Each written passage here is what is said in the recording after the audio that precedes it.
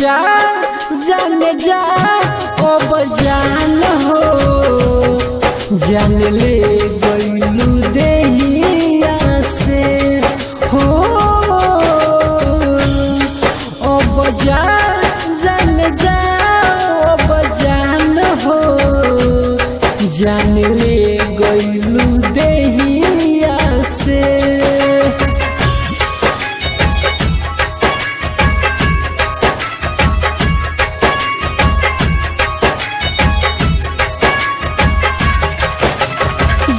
कंचन राज हाजीपुर वैशाली।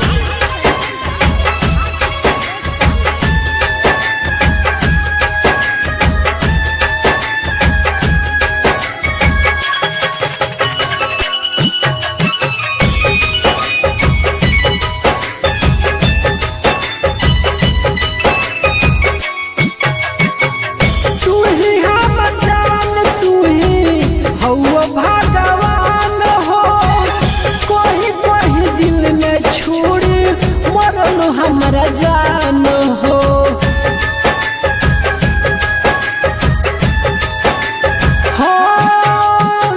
तू ही हमर जान तू ही हौवा भगवान हो कोई कोई दिल में छोड़ मरल हमरा जान हो धोखा के बात पड़त रहलू बोलो ना जाना कहिया से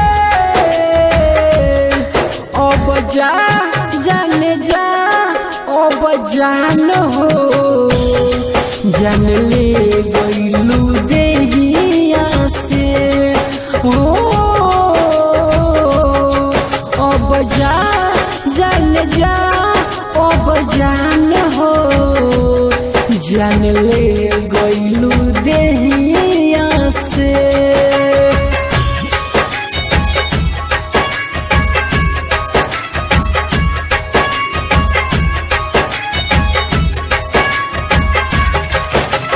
DJ Kanchan Raj Hajipur Vaishali. presented by Albina Recording Studio, Simla।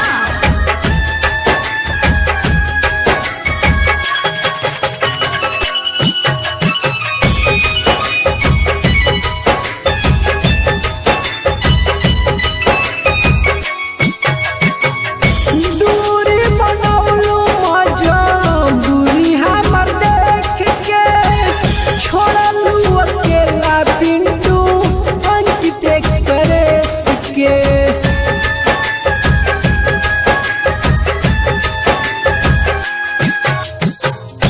दूरी बनौलू मजबूरी हमर देख के छोड़लू अकेला पंकज अंकित एक्सप्रेस के राइटर रबिया दिल में बैलस देखलस तो के जहिया से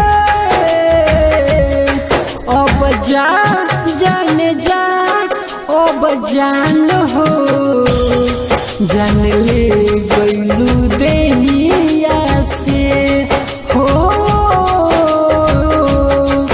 अब जा जाने जा अब जान हो जान ले